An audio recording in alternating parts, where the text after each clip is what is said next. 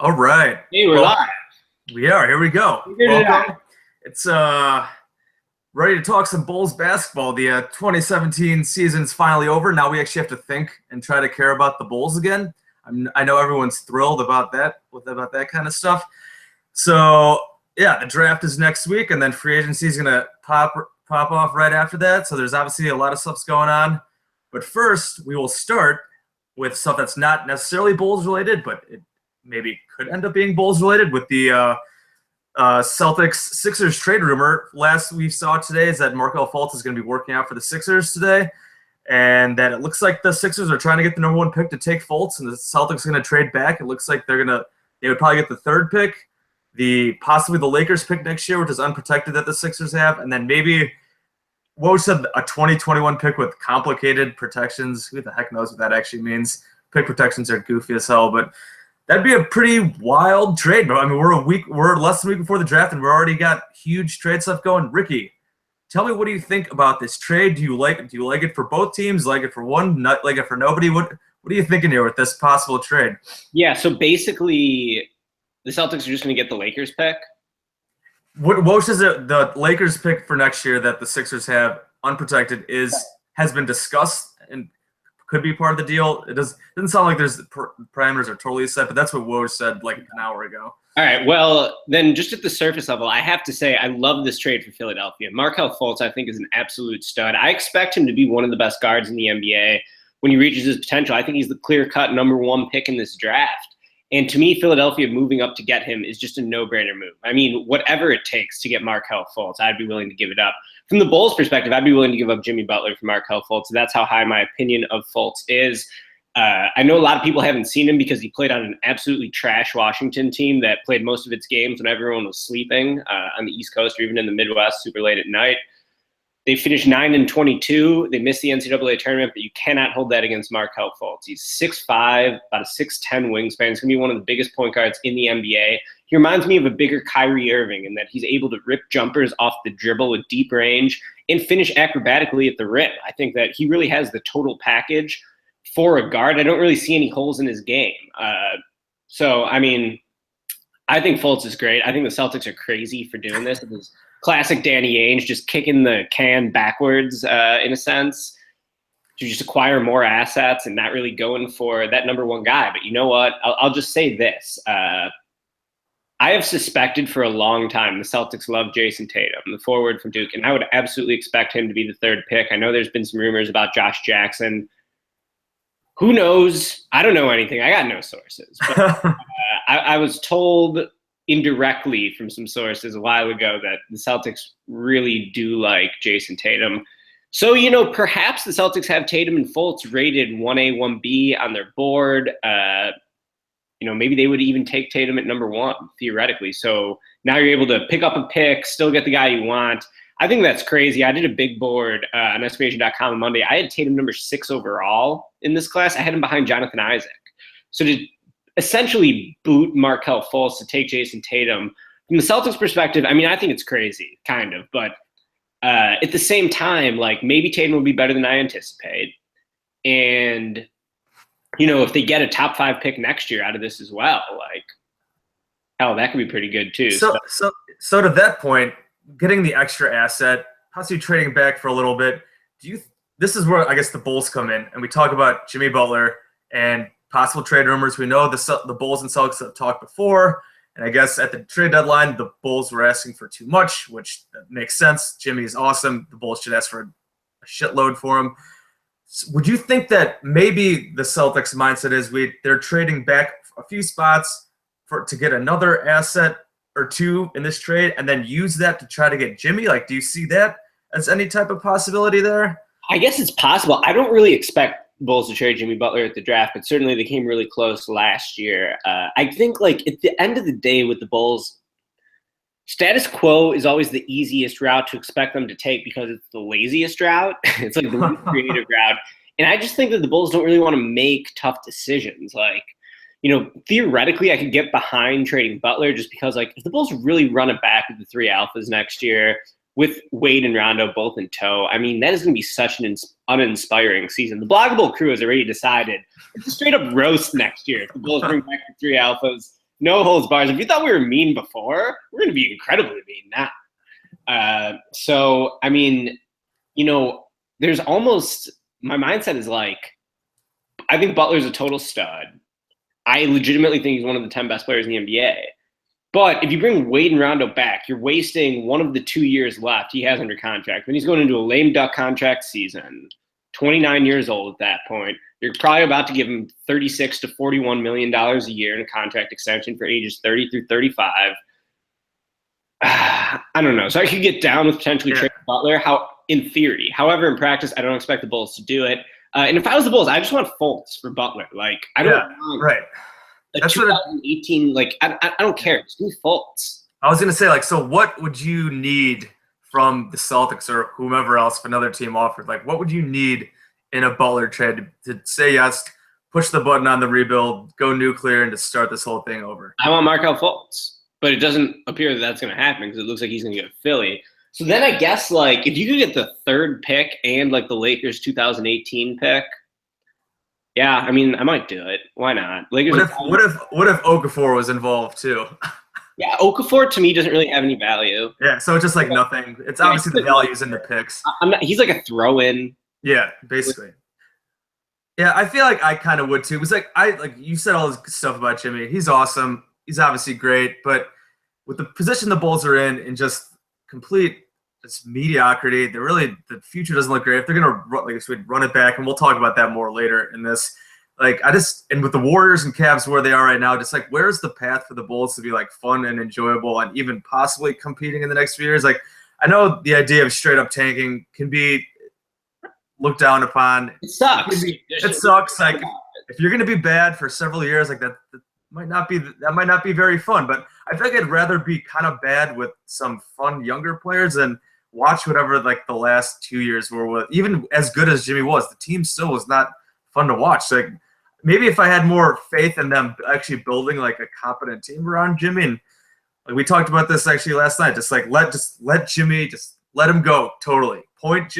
Maybe not point Jimmy 100% of the time, but just let him dominate the ball as much as possible, build his value as much as possible, run him into the ground, build a good team around him for a few years, and then do whatever. I guess I could get behind that, but like in terms, I'd be fine with a trade at this point, even though I do like Jimmy, like I said. And when we talk about those things, the number 3 pick definitely would need that. We'll look at next year at either the Lakers pick or the Nets pick. I doubt that the unprotected Nets pick that the Celtics have, I doubt they would give up both.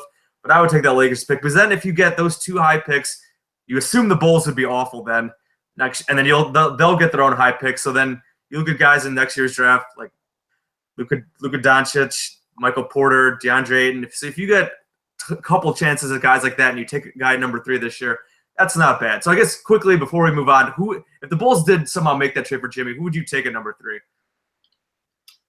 Wow. So assuming that Lonzo Ball's off the board at 2? Yeah, assume that falls. I would want Lonzo Ball. 2. Give me Lonzo Ball all day. If the Lakers pass on him. Yeah. But assume Fultz and Ball are 1, 2. If not, the number 3 player on my board is Josh Jackson, who I think could be similar to Jimmy, but I don't anticipate that Josh Jackson will be as good as Jimmy Butler. No way. Because Jimmy's just improved so much with the ball in his hands. But Josh Jackson would be a good player. I compared him to Andre Iguodala as someone who's a two-way wing, could handle the ball, passes it really, really well. Like, his passing is, like, shockingly awesome. You could almost just make him the point guard. Really. You could just give him the ball, and he could be, your point. Point Josh. Point JJ. Point Josh. Yeah. So, yeah, I'd probably take Josh. And then my backup plan would actually be Jonathan Isaac from Florida State, who I don't think has, like, superstar potential, really, or star potential even. But I think he's just going to be, like, a great role player. Maybe that's uninspiring with the 3rd pick, because I don't really see him taking a lot of shots. He only took 8 shots per game at Florida State this past season. I think he has amazing defensive potential, though. He's 6'11". He can both guard the perimeter and protect the rim. He can shoot the J a little bit. I mean, could you see poor man's Draymond, but like way taller and more athletic? Like, maybe? I don't know. I have no idea. I mean, Draymond is just. I think Draymond's so unique. Defense. Yeah, it's like you could never even. It's like unfair to say anyone's an expert. Right. But yeah, I mean, I sort of have a hard time with Isaac. Like, the thing about Isaac is typically. So I wrote about Jonathan Isaac. The article's done. It's running on Monday. But basically, my point is, like, typically in the draft, you'll see a super young, tall, skinny wing who's raw offensively, but like can kind of shoot. And those players are typically really appealing, but like sometimes you get Perry Jones the third, and sometimes you get Giannis Antetokounmpo. Like, it could go either way. Like, how good is Brandon Ingram? I don't really know, but obviously he was going to be a high draft pick because he's 6'10", 7'3" wingspan, skinny as hell, and can shoot it. Yeah. So like that's an intriguing player type. I guess KD is like the prototype, right? Kevin Durant is like the idealized version of what you want out of that guy. The difference about Isaac, though, and this is what I wrote about, is like, unlike a lot of those other guys from the past, he has a clear pathway to succeeding defensively in the NBA from day one. I think that he's going to be super good defensively, and that's not something you would say about like Perry Jones or even Giannis. I guess at the time it was like, if those guys' offense comes around, they could be really good. With Isaac, it's like you sort of know he's going to defend at a super high level and be really versatile from day one. And then if the offense comes around, I mean, Jesus, he could be like a total stud. Yeah, stud. I think he's got bad hands. I don't really think he can catch. He can't really dribble. He really can't pass, but he can kind of shoot. And he's athletic, so he's good on like cuts. So I love Isaac. I have Isaac over Tatum. Tatum, it's like he's gonna get the ball, he's gonna jab step 5 times, he's gonna take a fadeaway. Just ISO baller. Wants that. But I mean, Tatum could be. You know what, dude? Tatum was like, I cover recruiting for SB Nation, obviously, college basketball recruiting, and Tatum was like the guy, which is another reason why I think the Celtics like him, because when they made this trade, they were probably like, well, this recruiting class of 2016 are going to be the guys that we got to look at. So they've known this for a couple of years. Tatum's been at the top of that class for so long. They're probably like, we have liked Jason Tatum for 3 years. We followed him really closely. So I think it makes sense in that regard. But Tatum's kind of a ball stopper. Like, I hate to say this about an 18-year-old because I'm just a 30-year-old. He's got so much room to grow, yeah. I'm just some 30-year-old bro, like, shouting out these takes. But he's kind of a selfish player. Like, I don't know if he makes his teammates better.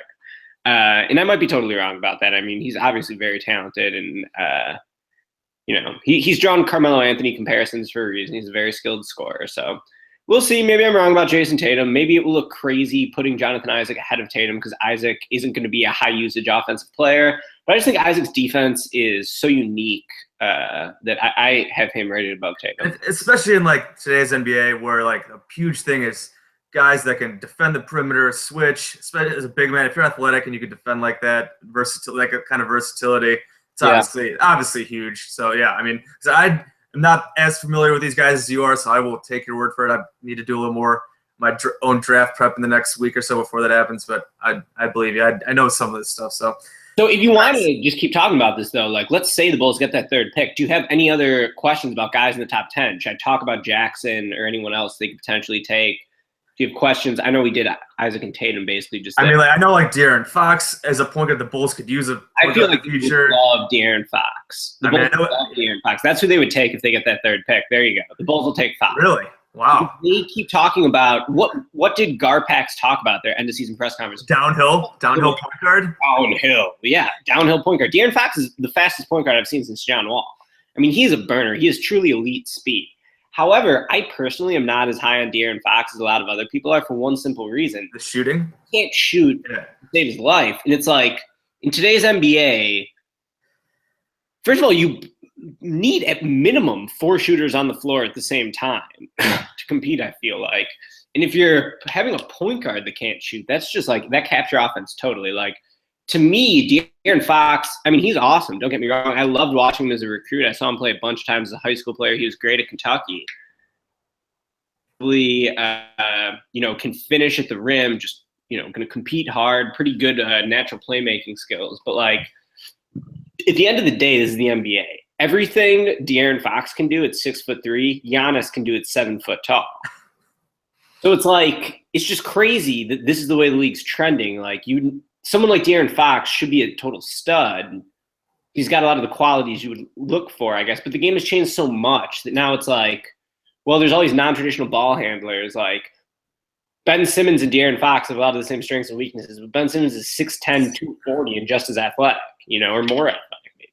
So I don't love Fox. I think the Bulls would draft him. But you know what? A lot of people compare Fox to Mike Conley, who made major strides as a shooter after coming out of Ohio State into, the Memphis Grizzlies. So, I mean, Conley's a total stud. Like, if the Bulls could walk away, young Mike Conley, like that, hell yeah, dude. Like they would have their point guard for the next, 12 years or whatever. So maybe I'm wrong about Fox. I like this top 10 quite a bit, but I just wonder, like, how good can a point guard be if he can't shoot? Yeah, that's definitely a good question. So I guess before we get into the pick the Bulls actually have, considering this is all hypothetical with the trade, ultimately, if you basically said you don't think the Bulls they probably will not trade Jimmy. If I don't have the guts to do it, I would expect the same thing. I don't think they're going to trade Jimmy. They do need a lot. I do think that they can't don't just trade him just to trade him. He's such a good player. You need to get a lot of value out of him. Ultimately, I don't think that value is going to come, and that they will end up keeping Jimmy, and they'll have the 16th pick.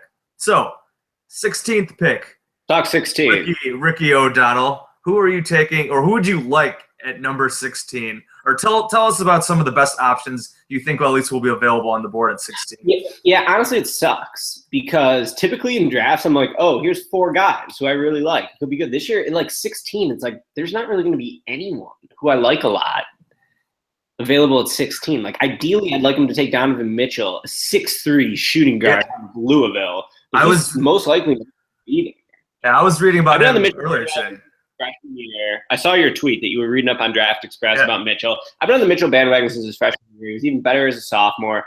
Basically, his archetype is sort of like Avery Bradley. He's short for a 2 guard at 6'3". He's got a 6'10" wingspan. He's a mega athlete, like A+ athlete. I think I saw a 41-inch vertical at the combine, or 40.5 inch. It was something huge, and he's like 210, 215. He's strong as hell. So it's like the whole physical profile is totally there for him. He improved a lot as a shooter, I believe, from freshman to sophomore year. So like, not really a great shooter though. Like that kind of killed Louisville in a sense. Like he was really trying to show off his shooting range, and sometimes he'd hit a few, and then sometimes I read this. The shot selection for him was not very great. It seems like defensively, like there's a defender, physical profile, and if he can still develop that offensive game, like he'd be a great pick. But yeah, he's killed it at the combine. It seems like he's risen up.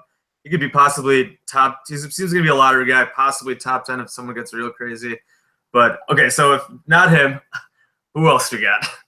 All right, and then so like when I did the blogger mock draft, I took DJ Wilson for him. I don't want to spend too much time on this because I don't think the Bulls will take DJ Wilson, but he would be sort of like the antithesis of a typical Bulls draft pick in that, well, he is kind of old.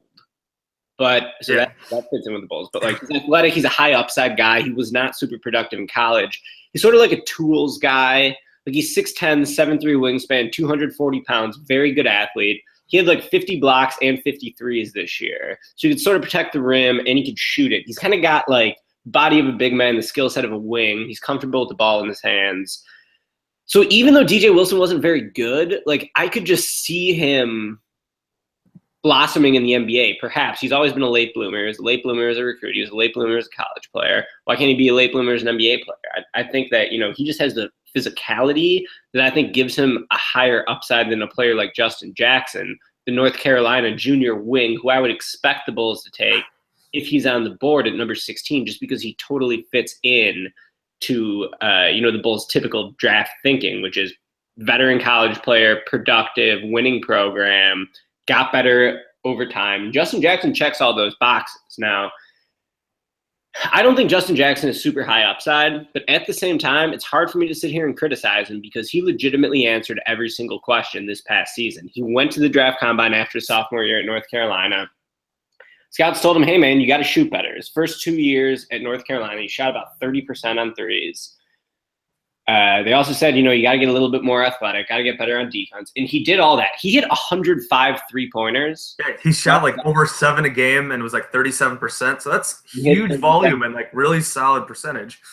Yeah. I still don't trust the shot, though, especially have you ever shot an NBA 3-pointer compared to like, the Oh, yeah. It's long. Like, now, I'm an elite shooter on the basketball court, obviously, but it is a far shot. I feel like it's like a heave almost. So I don't really know if I trust Justin Jackson's range. At the same time, he really did answer every question, and he locked down Malik Monk in the Elite Eight defensively. So maybe he guards twos. I just don't think he's that high upside. If he's the pick, I won't hate it, but I'm definitely not going to be jacked up. It would just be a super predictable pick. It's just like uninspiring would be the way to go. Like, if I could take Denzel Valentine or Justin Jackson for the next 5-10 years, whatever, I would take Valentine. And Valentine didn't do shit as a rookie.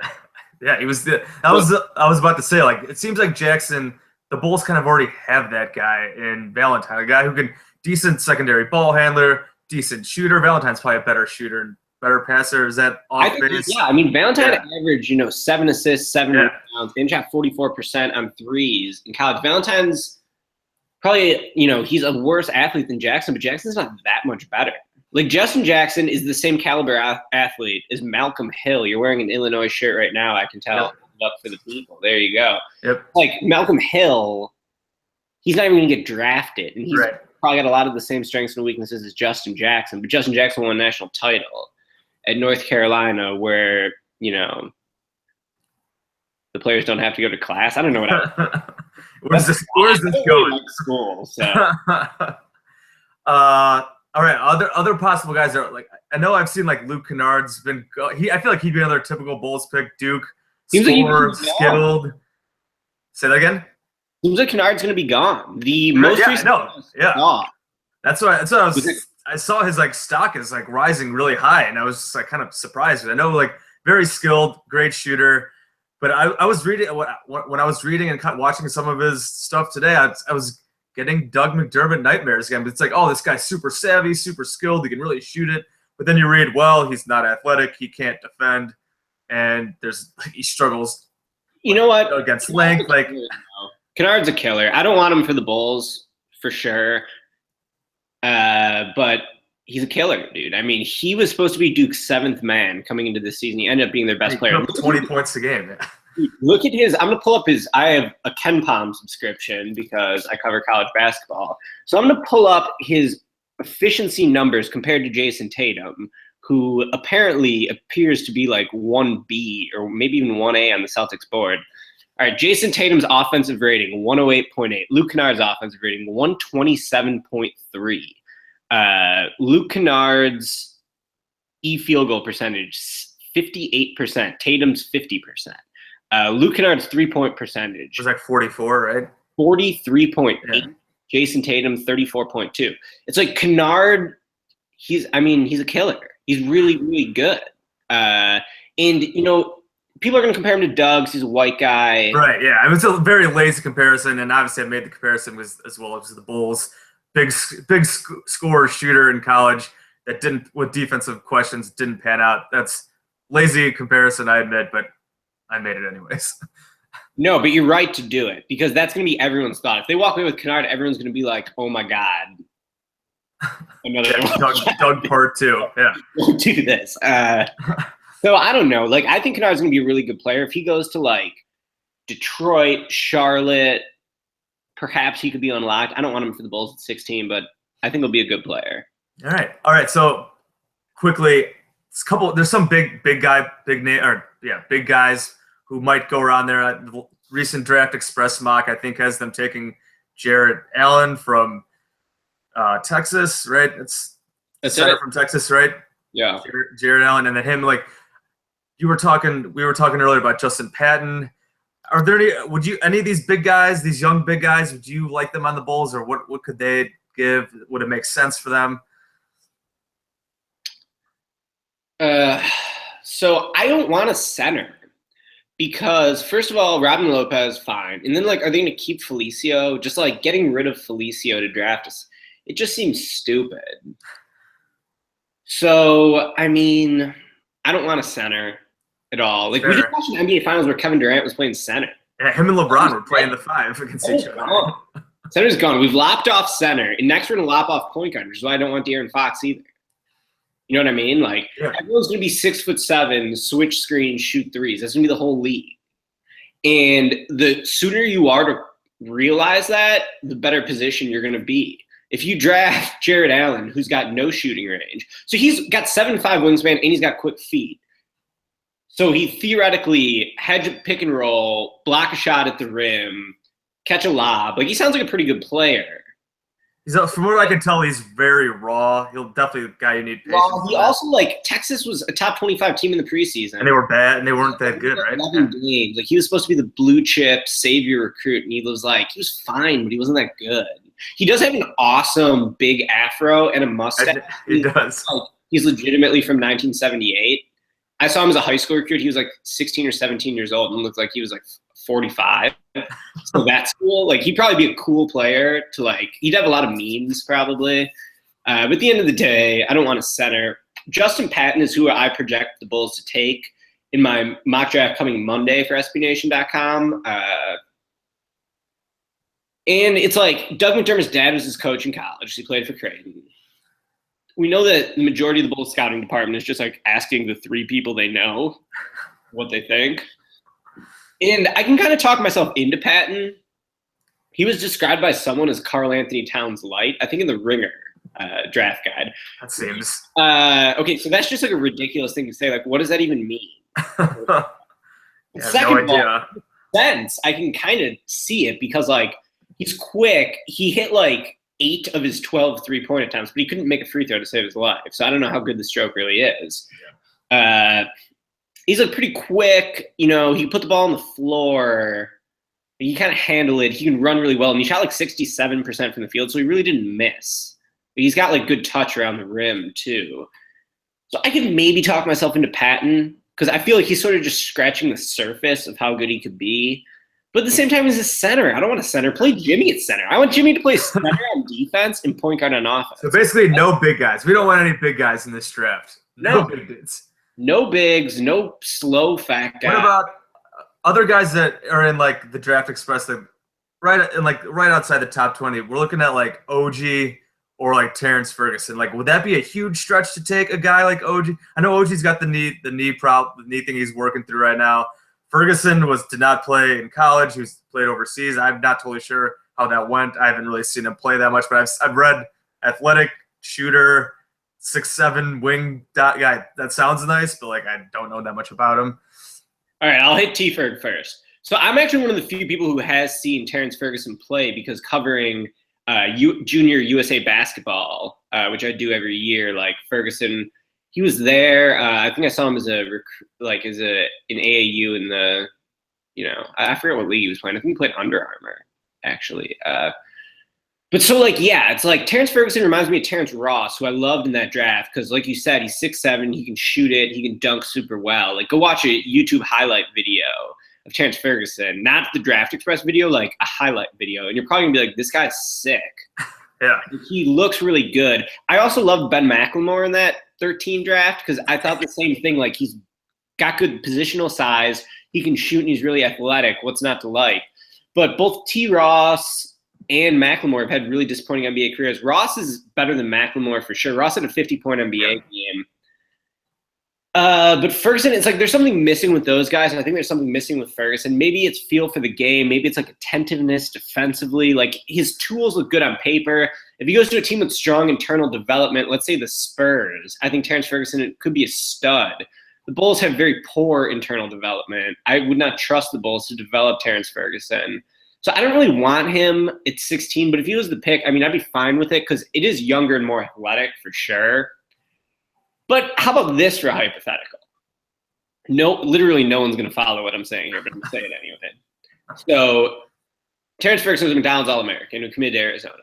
Kobe Simmons was a McDonald's All-American who committed to Arizona. They're both one and dones. It seems like Kobe Simmons might not even get drafted. Kobe Simmons is 6'6" point guard who can just get buckets off the dribble. You'd kind of compare him to Jamal Crawford if he reached his potential. Like, he's pretty athletic. When I saw him at the McDonald's All-American game, I said Kobe Simmons is an NBA player from the shoulders down. I don't know about the head up. This sounds so mean to say, because who am I to say this about the that's just like, that would be my take. I guess you got to be honest, right? Yeah. So fire those takes. Let's say Kobe Simmons went overseas. T-Ferg was the one who went to Arizona. Who's the first rounder? I feel like that like mystery man shit with T-Ferg really aided him because like no one got to see part of his game. Meanwhile, Kobe Simmons has sick physical attributes too. Like, he was a 5-star recruit for a reason. Like, he's 6'6", he can handle, he can kind of shoot it. He's like super, super fast. I would sort of compare Kobe Simmons to like Archie Goodwin. Shout out to all my Archie Goodwin there. So, yeah, I don't know, man. You have any thoughts on OG? Yeah, so OG, I would take OG. OG, I mean, he is like a brick wall of muscle. He's 6'8". I don't know how much he weighs. I would guess he's like 230 at least. Mega long arms.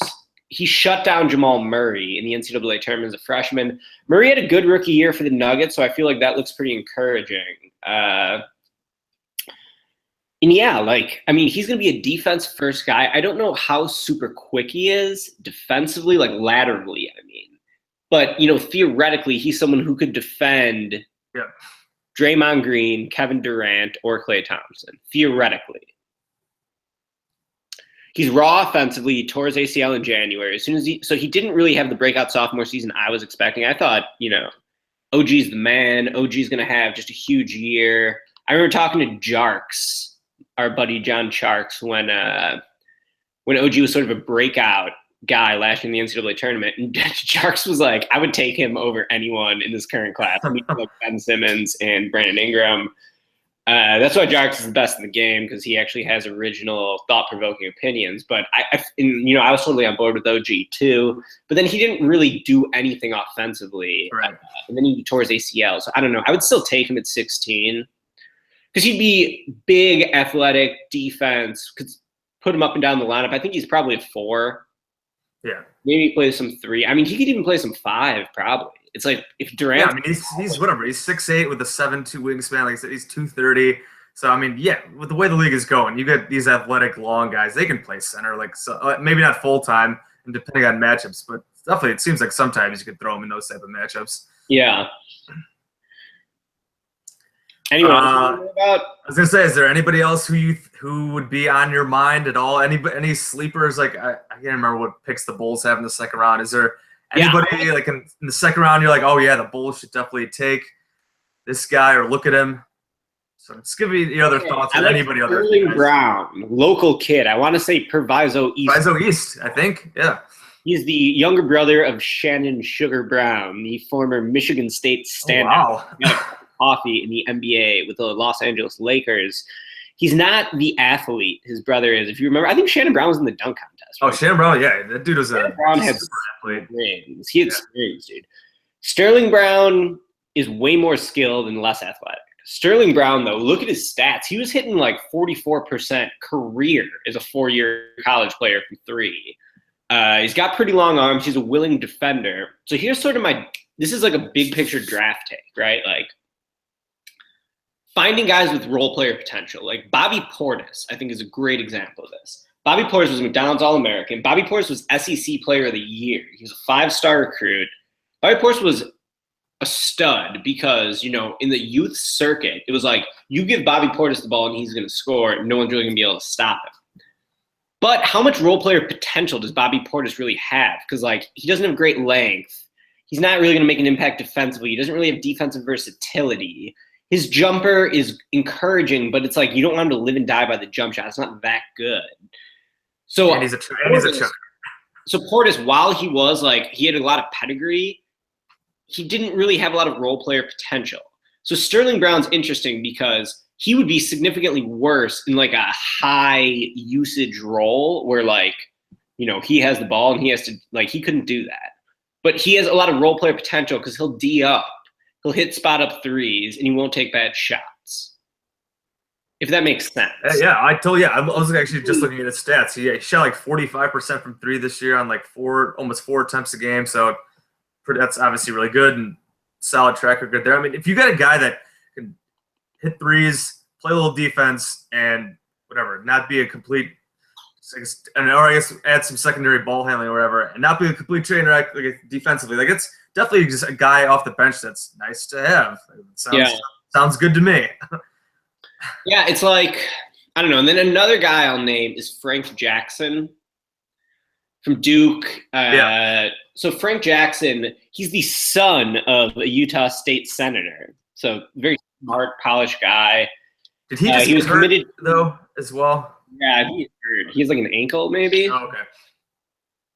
Go ahead. I don't know. But Frank Jackson's like, he didn't play much at Duke, but he's 6'3", he's a mega athlete, and he can stroke it. from three. He hit like 40% of his threes. Duke had so many options. I think Frank Jackson, if he would have came back to Duke for sophomore year, he would have been like All-American level player. He was a 5-star recruit, right? 5-star recruit, total stud. Because like he would have dominated college basketball next year. He would have been like Jay Williams, basically, like just like super fast 6'3" point guard who could shoot. It's like no one at the college level is gonna be able to check him. I do like his tools as an NBA player, just because I think he can get buckets in a pinch. He's got deep shooting range. I think he can shoot off the dribble. He's pretty strong. So like, I mean, he's a baby like all these guys. He's a freshman, so he's like 18 or 19. But I would still maybe take him with what's their second round pick, 36 or 38, something like that. Yeah, it's in the 30s. I was just looking at that. Yeah, it's somewhere in there. Well, I kind of like Frank Jackson. Let's see. The Bulls have, actually, it's funny. Okay, so Draft Express, they're picking 38. Frank Jackson's actually going 37th, and then they have the Bulls taking Jonathan Motley at 38. Yeah, I wouldn't want Motley. Motley just tore his ACL too. Like, oh. I mean, Motley was a stud college player. Have you heard of him? He was on Baylor. Yeah, and Baylor. Yeah, I know who he is. I'm not that familiar with him, but I know he looks long, 7'4" wingspan. He has very good production, 17 and 10 this last year. So he's obviously a pretty good college player, but could be like Daryl Arthur. Oh yeah. Who, if that's a second round pick, like he's been in the league 10 years, right? Is he still in the league? I can't remember if he was really solid with Denver. It was Memphis, Denver. Yeah, I think he is with Denver right now. So like maybe Motley could be like him, and that's like a super great second round pick at 38. You know, like if you get a guy who's in the league 10 years, the Bulls draft these idiots like Bairstow and Eric Murphy, and James on Curry just pissing on Boston. Yeah, that's brutal. Who like have no chance. Whereas like Motley, I don't think he's got super high upside, but like that length, and he's just like he's got good instincts. Like he gets the ball, he knows how to score. So, I mean, that wouldn't be a bad pick. I don't know, man. There's a lot of guys in the second round who I could talk myself into. Cameron Oliver, I love. Cam Oliver, dude. That's who they should take at 38. I'm going to start the Cam Oliver. There you go. Get on that bandwagon. So I picked Nevada to go to the Sweet 16 in the NCAA tournament this year because I just loved Cam Oliver so much. And they got, like, rocked in the first round. It was, like, terrible prediction. I blame all those late nights watching the Mountain West Conference during conference play for that bad opinion. But Cam Oliver, 6'8", just super strong, rips threes. He's like stretch four sort of. Yeah, 6'8", 7'1" wingspan. Averaged 16 and 9 this year. Shot 38% from 3-on-5 threes a game. Like that's pretty legit. The thing with him is I felt like he took a lot of bad shots. So I don't know if his feel for the game is very high. Also, who's he going to defend? But he was – did he block some – I feel like he blocked some shots this year. I got his profile up. Rates. 2.6 blocks a game. That's – yeah, so he was blocking shots. But, like, he's pretty intriguing offense. He's got an almost 40-inch vert as well. Is a college player playing in the Mountain West? Yeah, he's 6'8", like 40-inch vert, good shooter. That sounds like a pretty darn good second-round pick to me. Yeah, it's like just based on his physicality alone, it's like no one in that entire conference could touch him. He was just like too big, too skilled, too athletic. So, you know, is he going to be – I mean, I don't know. I think he's kind of got high upside in a sense, like especially for a second-round pick. So, all right, there you go. Be on the Cam Oliver train for the second round. Why not? You know, he's burned me once though with that Sweet 16 pick. That team also had Jordan Caroline, who's not in this draft, but he's Simeon Rice's son, and he was like 6'7", dropping knowledge, jacked as shit. He looks like a football player, and he could rip threes. So I was like, those two guys. It's like, yeah. That's my squad. I'm very much a players guy when I make these NCAA tournament picks. I'm like, oh, they got a cool player, Sweet 16. Nice. All right, so we've obviously talked about a lot of draft guys here. Let's transition for a little bit to finish this off into the rest of the Bulls offseason, which will probably be blatantly very, very depressing. So first of all, I guess the biggest thing, aside from Jimmy Butler, is Dwayne Wade – player option, which is like $24 million, and there's no fucking way he's turning that down, right? Like, what if they don't trade Jimmy? Like, why would he leave? Like, tell me any reason why Dwayne Wade would opt out of this $24 million. Bulls, I should just write this column because it's been a while since I've had a fire take on Bulls, but it's like hypocrites. It's like they always tout flexibility, yet they undercut their own flexibility by giving out bad contracts to players who are way past their prime just because it looks good from like a marketing perspective. Maybe they'll sell some tickets, maybe they'll sell some jerseys. I'm sure that happened with Dwayne Wade. But I don't want Dwayne Wade on the team next year. If Dwayne Wade's on the team's going to suck. They're not going to make the playoffs either. They only made it this year because Dwayne Wade got hurt.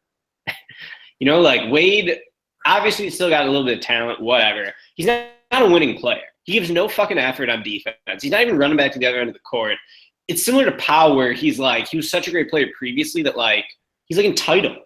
And if you are putting one guy above the rest of the team, it's like you're not going to win, get him out. I don't want Dwayne Wade on the team at all. But this is what the Bulls do because they're dumbasses. They preach flexibility, but then undercut their own flexibility by giving out bad contracts to aging players. So I don't want Dwayne Wade on the team, but Dwayne Wade holds all the cards to this entire offseason. Yeah.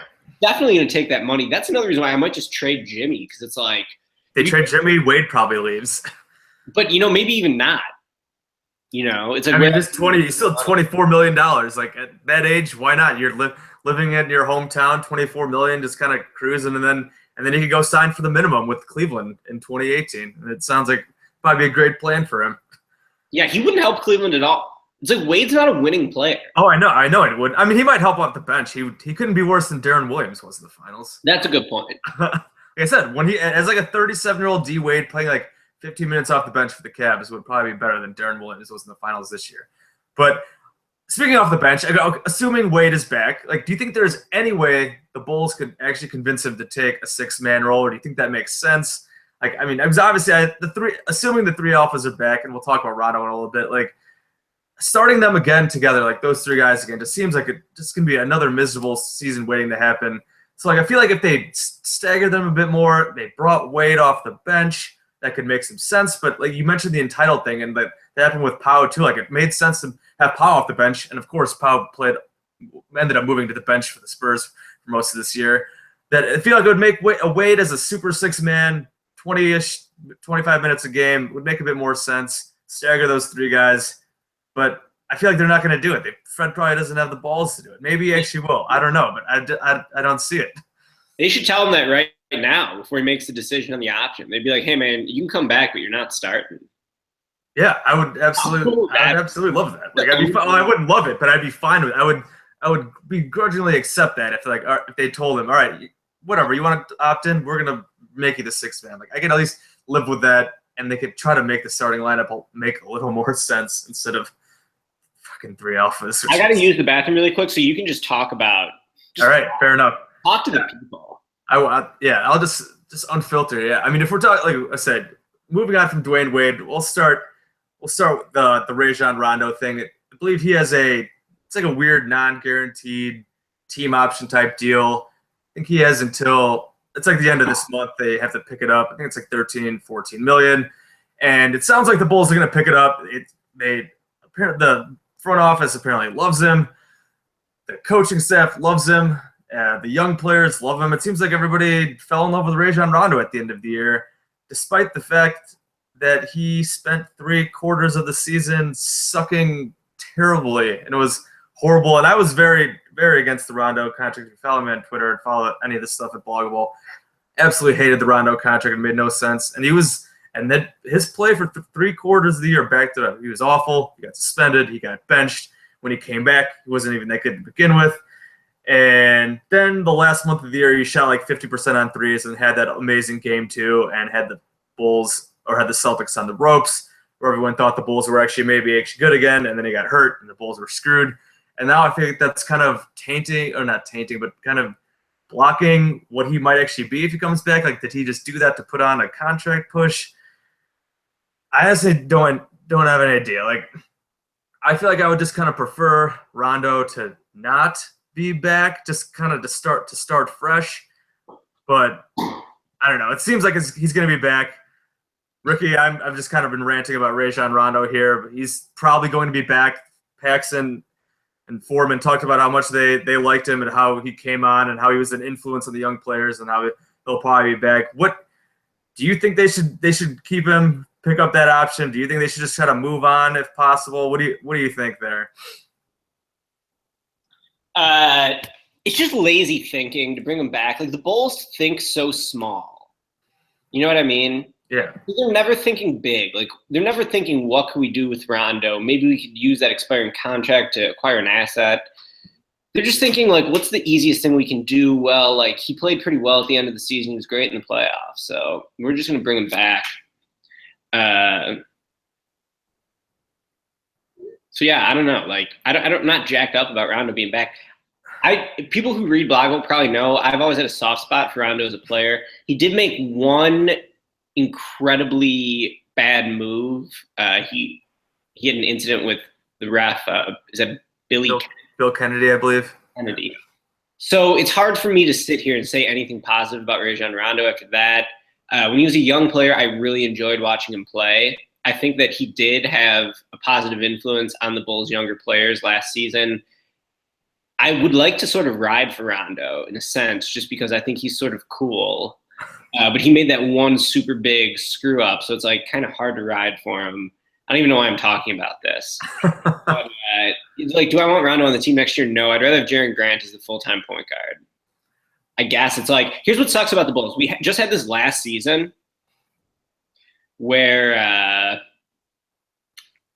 basically the point of that stupid year was to like see if you could figure out how good these young guys are. Jaren Grant, Bobby Portis, Doug. And like Denzel. They didn't figure anything out, right? I guess they figure out that they figure out that year. I mean, I guess they've kind of figured out that Paul Zipser is maybe a passable player. He's an all right guy. I like Zipser actually. He seems pretty good to me. I feel like he's fine. Like he definitely does some things that are nice. Like he's whatever. He's got good size. Seems like he's athletic. He doesn't really have many holes in his game. Yeah, he's like not awful. Like anything, he's not really that good at anything. I guess like he's perfectly fine as like a bench guy. Just like your seventh or eighth man. Like I can ride with Paul Zipser, some zip sanity. I'm down for that. But I feel like obviously like those other guys, like you said, Bobby Portis had like a few awesome games against good teams. Like, but then other times he was terrible. We talked about Denzel earlier. Like Denzel wasn't that good. He hit some big shots, but his overall game, he's scared to drive. He can't really dribble into the paint. His defense isn't that great. Cameron Payne was a joke. That not to get too much into that trade, but I mean the Doug Taj trade for Payne, Laverne, and Anthony Morrow is just an absolutely god awful trade. And don't forget the second round pick that went to Oklahoma City. Just Payne is awful. Like point guard of the future, my ass probably. If he's actually good at any point, I'd be stunned. Yeah, what do we think about Grant? I sort of like Grant. I'm not like totally sold on him. Grant, I feel like in the regular season when he did end up starting, Grant was solid. He was so bad in the playoffs where it was like it just obviously soured a lot of people. Because when he started, he was just completely miserable, completely lost. He couldn't really do anything. But like Grant is also another like nice guy to have off the bench as like a full-time starter.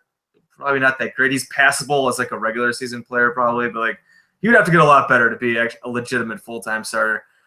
So like you look at all these young guys and you just you can't really point to any of them and be like, oh yeah, this like we can count on this guy to like give this us every night. I guess like Zipser might be the closest because he's just like a solid player. But even then, like he was inconsistent as well. So like there's just really nothing that you could point to and be like, yeah, we can hang our hat on this young guy giving us this all the time. And I mean they're gonna need that moving forward. If they're gonna be any good or take any steps forward, they need these young guys to get better. And I'm just not sure if Fred's the right coach to do that, and if these guys are even good enough to do it at all. So it's kind of just a depressing scenario. Yeah, I mean, we were talking about this last night. Jason and I were just getting a few beers and roasting the Bulls. And my takeaway from that talk with you and the mysterious Your Friendly Bulls blogger is that the Bulls will never be good with this front office. Like, I really just can't see them being good. Not with Foreman, not with Paxson, who doesn't even want the job, not with Reinsdorf, who has no accountability. Like, they're never going to be good. The Bulls are going to suck forever. That's what I think. That's honestly what I think. Like, they did build a great team previously, not too long ago, with D Rose, with Noah, with Dang. I don't think they can do it again because I think that they are a poorly managed team from the top. They'll have to get some serious luck. I mean, and it could happen. I'm not quite as pessimistic as you. I feel like they could be good again. I mean, and maybe they get lucky, but I think it's going to take a lot of luck. I mean, it always takes luck in general for some of the stuff to happen. But going to be good, man. It's over. I really don't think so. I do not see their pathway to being remotely competitive. Yeah, because even like, okay, so like other stuff this offseason, like assuming they bring the 3 alphas back, like, and then like we have Nico and Felicio. It seems like they'll be back. So it seems like they'll be bringing the whole crew back. And I'd be fine bringing Nico and Felicio back. Like, we haven't really talked about them like at all yet, but like Nico's obviously been a pain in the ass with his inconsistency, but like the idea of Nico is still like kind of there. And like when he played with Jimmy and like they spaced the floor, like some good things happen. And like Felicio is a nice backup big man. I hope they bring Felicio back at a reasonable price, like whatever, 8 to 10 million. I think that would make sense. So, but if they do bring those guys back, and if Wade and Rondo are back, it's literally the same. It's going to be the same team with the draft pick, and then maybe a couple other like minimum guys or like exception guys. So like the same team probably won't be good next year, but they've been touting their 2018 flexibility. It's not like I feel great about them bringing in studs in 2018 or anything like that. It's like you said, I'm not sure about the path to being really good. I think, like I said, I think it would take some luck. So I don't know. It is kind of depressing, just in general. Like, let's hear quickly, as we'll wrap up pretty soon here. Just your quick thoughts on Nico and Felicio. What do you think their future should be with the team? Yeah, I mean, I would definitely bring back both of them if they could. It's like Nico. We said that we did this last year. Me and you, the same thing, and I said power Nico. So what I would want is get Wade out, make Nico the number 2 option. I just want Nico as the number 2 option. I don't want Nico being reduced to standing in the corner while Dwayne Wade dribbles between his legs and then, gets stripped and doesn't run back on defense. Like, how many fucking times do we have to watch that exact scenario play out? I'd rather just give the ball to Nico and just let him cook. I know he sucks. Like, he's not very good. He could be good, maybe. The idea of Nico is so much better than what he actually is. Right. Like, I'm done with, like, making excuses for Nico, man. It's like, he sucks. Yeah. I rode for him for several years. And with that being said, I still want to empower him and make him the number 2 option just because it's like, why not? He's 25, 26. Like, this is it, basically. He's not going to be good now. He's never going to be good. So just do it, man. Bring back Nico. I want to get rid of Wade. I want Nico, Butler, Felicio. So you have Felicio and Nico in the front court. You have Butler. And then your 2 other perimeter players. I feel like you need 2 new perimeter players. Yeah. Valentine could be good for 1, and then you need 1 more. Right. Yeah, so where are they going to find another guard? I'm Donovan Mitchell and play Mitchell, Butler, Valentine. Those 3 would complement each other really well in the backcourt because Butler and Valentine could sort of orchestrate the offense. Mitchell could defend point guards. Mitchell's really athletic, which would just help him in general. And then in the front court, you'd have a bruiser like Felicio and a skill guy who could shoot it like Nico. You'd have more shooting on the floor. Like, that could be a decent lineup. You'd also put Zipser in there instead of Nico. You could go Felicio, Zipser, Butler, Valentine, Mitchell. But, like, is Mitchell going to be good as a rookie? Probably not. No, probably not. Maybe so, like, good. So, like, I'm looking at if they somehow ended up getting cap space, like who would you like even go after? Like, somehow like they didn't keep Rondo and Wade will be back, but just theoretically they have cap space to like go after. Like, who would you go? Like, I feel like guys, if you're looking for a new point guard, guys like George Hill and Patty Mills would like make sense as like off-ball shooters who can also handle the ball, but they're going to be way too expensive. So it's like that's out. Like, if you're looking at any like I heard Patty Mills. Who else did you say? George Hill. But George Hill's also kind of old, but like the idea of George Hill is like 20% 3-point shooter. Like, he'd be really good, but I feel like he's going to get paid like $20 million a year. Like, I kind of like Ian Clark. I actually was, I saw Ian Clark's. I know he wasn't that good in the finals, but that's the finals. Like, Ian Clark's a nice little bench player to have, and he could be decent as if we're talking about limited cap space. I mean, maybe he's a guy they could go after. Maybe a guy like Jonathan Simmons from the Spurs. How about Lou Williams? Man, I don't know about Lou. Lou's game is also just not pleasing to watch. It's just so. He's pretty good. He is pretty good. He just. He gets buckets, dude. He was on. He goes to the line like crazy. Like him and Butler, it's like they could sort of share point guard roles. Lou could attack. He gives you a little more shooting. Yeah, I'm looking at other guards available here. Like there's Darren Collison. He's not bad. How about Lance? Is Lance going to stay? Oh God, I would assume. I think he's got a multi-year guarantee from Indiana. I feel like they guaranteed his contract over a couple of years. Okay, I'm gonna know the list maybe. I don't remember. I'm looking at Hoop Side. Like Brandon Jennings is bad. He was completely washed. We want to bring back Justin Holiday. He's probably going to team up with Drew. Like I guess Drew Holiday would be if the Bulls had money. Like if you're going to keep Jimmy, I'd throw money at Drew Holiday, but he's not going to come to the Bulls. The thing is, like the Bulls would like want these guys, but like, I feel like no one's actually going to want to sign them. You get Tony Snell back. The Bulls lost. How about Corey Joseph? Oh, I mean he'd be great, but I think he's under contract still for another year. Like, he's got a great player option. He's a really solid. I would love a guy like Corey Joseph. That'd be a really nice player to have.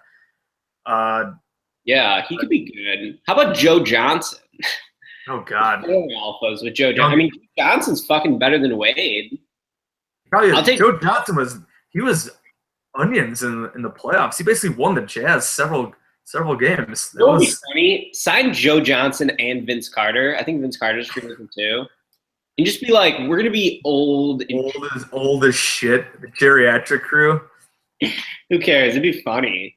Right. And like 4 fucking senior citizens out there, and 4 like, hip checking guys and like throwing elbows. We might as well.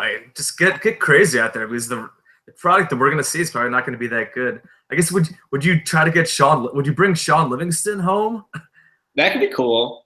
Yeah, I mean, it's like I guess that'd be all right. Like it's just like they can make all these like whatever minor moves, and I feel like nothing will really move the needle. It's all just like I said, kind of. They just need wings. I think they have some pretty good big men. They have centers already. You hope Valentine could be good. I still like Valentine, but he didn't show shit as a rookie. He's obviously slow as hell. But Butler's a stud. It's like you just need one more wing because I think like either Nico or Zipser is good at the 4. So they could really just use one more wing and could maybe be decent if they could just fucking get Wade out of there. Now I'm a lot, so I'm mad. What happens when I think about the Bulls? I start cussing. Really is we mentioned this earlier. Just like the Dwayne Wade thing, like is the whole just like hanging over the entire offseason because $24 million, like it just takes away so much of what they can do if he stays around. Like I'm pretty sure I've looked up the numbers recently. I can't remember what the exact number is, but assuming Wade and Rondo both opt in or whatever, if Wade opts in and they pick up Rondo, they don't have much cap space left. I think it'd be like maybe 15 to 20 million. But then if you're also looking at the Nico and Felicio cap holds, that cuts into it even more. So you're looking at a guy basically getting like your cap space is basically close to like what the mid-level is worth. So you could probably add like either one nice role player or a couple like decent guys. And like, I mean, maybe that would help. Maybe if they find the right guys, if they add a couple versatile wings that can shoot, and maybe that turns out working well for them. But it would just really help a lot more if Wade was not in the picture. And it's funny, like we talk about the flexibility and the hamstring. Like when in Paxton's end of year press conference, they talk about the 2018 flexibility. Oh, we're gonna keeping ourselves flexible, no long-term contracts. But then they also, in the same breath, talked about, well, we really can't make any changes this year because we have players under contract. So it's like they're hypocrites. It was like talking out both sides of their mouth. And then are they going to give Nico a big contract? Like I'm really curious. Like the Nico thing is going to be fascinating to see like what somebody offers them and if the Bulls are willing to match because like it's just a weird situation with his talent, with his supposed talent level, but then his actual production. That'll actually put the Bulls in a tough spot because like. If somebody like the Nets, if they offer him a huge contract, like I would assume the Bulls just let him walk, which is probably fine. But then, are you starting Bobby Portis at power forward next year? I would hope they maybe sign somebody better, but maybe not. I don't know. Like I don't know. It's just like it's such a bad spot in that middle the middle ground. Everyone talks about the treadmill of mediocrity. They're just stuck right in the middle of it, and which sucks when you have a player as good as Jimmy Butler. So getting out of it is always tough. I'm not really sure what the answer is. Clearly, we've been talking for like an hour here, and we really can't have no good answers on how to figure it out either. The thing is, as long as John Paxson and Gar Forman are running the team, they're going to suck. Those guys aren't very good. I guess that's what it just comes down to. Paxson doesn't even want the job. Foreman's just a fucking idiot.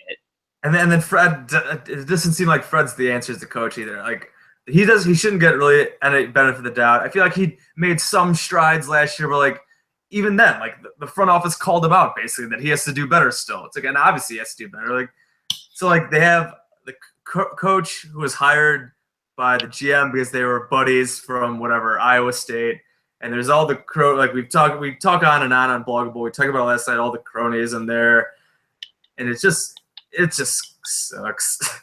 It's just so depressing. Like I'm telling you, dude, they're never going to be good. I want to be excited about the Bulls. Like I love the Bulls. Right. I want to be excited about their future, and they have a stud in Jimmy Butler. But you just look at the big picture, and it's just tough to be super excited about them. But here's what I'll say. Here's my parting shot. Yeah, let's wrap this up here. A Bears fan, a White Sox fan, and a Bulls fan. At least over the last few years, even post D Rose era, the Bulls have been by far the most fun team to follow out of the three. This year sucked, but also they swept the Cavs in the regular season. It was hilarious. Like that was cool. I could get jacked up about that. TNT Bulls. Really, all we have left is Jimmy Butler and the TNT Bulls. It's like all we got. They had the 2-0 lead against the Celtics. It's like people were asking me like, don't you think that this is like bad for the long-term future of the franchise, them getting that 2-0 lead on the Celtics? My take on that is nothing would have changed even if they missed the playoffs. There's no accountability. So at least like it doesn't matter. It literally nothing fucking matters. We had Jimmy Butler swatting Isaiah Thomas and putting his nuts on his head. We got to enjoy that, and Rondo going ahead on them. Right? Like so there you go. The Bulls, at least like you can sort of talk yourself into them, even though we know they suck. But like, there's you can always talk into them as second best team in the East. Every year, some bullshit. I think every year since like 2006, they've been called the second best team. That's a reflection of the East mostly. But also, it's like, they play hard, I guess, most of the time. I mean, sometimes they even don't, but they were no, they don't. They play hard when they play good teams at home. Taj played hard and Jimmy played hard. And now Taj is gone. So, also, breaking news, Andres Nocioni just announced his retirement. The Nocioni chant, Nocioni. One of the true. I loved him. Noach was the best. He was great. So, R.I.P. Noach. He's still alive, but his career is dead. Great career. He's been awesome. I didn't realize it. Yeah, and I didn't realize he had a better career than Nocioni. That sounds like a crazy thing to say, but when you factor in, they won a gold medal, Argentina, right? Yeah. And I didn't realize he had been like producing in like recently in overseas. Like he's been awesome still in like Europe. So like he's been killing it. He's had like a top 300 career of all time. That's just a crazy. That might be a little bit out there, but he's had a damn good career. He had a good career, and I loved Noach. Yeah, he was great. Those mid 2000s teams when they were in the playoffs against the Wizards and like Noach was just getting fired up. Those were fun times. That was like when the kind of rebuilding was fun. The baby Bulls and all those guys. Bulls for so long. There's so many different iterations of the baby Bulls. And R.I.P. to them. Might as well do it again. It's like they're going nowhere with these old idiots. So. So painting a very optimistic picture of the Bulls there we just did for that last hour. Basically, nothing matters. The Bulls are crap. Nothing matters anyways with the Warriors and the Cavs. So like, if you look at it from that point of view, that nothing matters because the Warriors exist. Like maybe I just won't even care if the Bulls suck. I'll just watch them and enjoy when they're actually good. And if they're terrible, I won't care because nothing matters. It'll be funny when they beat teams with fan bases who like their team. That's what I think. It's like the Celtics fans love their fucking team so much. Bulls fans hate their team. So like if the Bulls can beat the Celtics, it's like, yes, now that's cool. That's a cool thing to do. because the Celtics fans are gonna get really offended, and we're just like, our team sucks, and we're beating your team. Fuck you. Yeah. So that is the Bulls' lone redeeming. That's like all we can live for at this point. Because they're so bad that no one could come back at us and be like, "Oh, the Bulls are trash." It's like, no kidding, the Bulls. Yeah, duh. I hate the Bulls more than anyone. Yeah, it's rough. Well, I guess that's probably a good note to end it on. I guess. But yeah. To anyone who watched this whole thing, thank you. I guess you just heard us two just shout for an hour. So yeah, ranting about the Bulls is cathartic though. So it's always good to just every once in a while just spend an hour, talk shit about the Bulls, talk crap about their future, and just whatever, get it all out. Feels great. So. Also, if you guys want us to do this more often, let us know in the comments. Like, I'd totally be down. Or maybe like no one even watches this. I don't know. But if you liked it, let us know. Maybe I'm always happy to do it. Love talking about the Bulls with Jason. So yeah, absolutely. Yeah. So let us know if this is worthwhile. Yeah. So yep. So just to wrap it up here, Jason, Pat, been talking with Ricky O'Donnell, shooting shit about the Bulls. Find us writing about the Bulls and talking crap about them there at bloggable.com. You can follow Ricky on Twitter at SBN_Ricky. I'm Bulls_J. And you can also find Ricky does a lot of college basketball at draftwork at SBNation.com. And you can find some of my other work at FanRagSports.com with the NBA stuff. So hope you enjoyed watching us crap on the Bulls for an hour and try to talk like we know what we're talking about with the draft. So, Ricky, it was fun. Take it easy. It was fun. Thanks.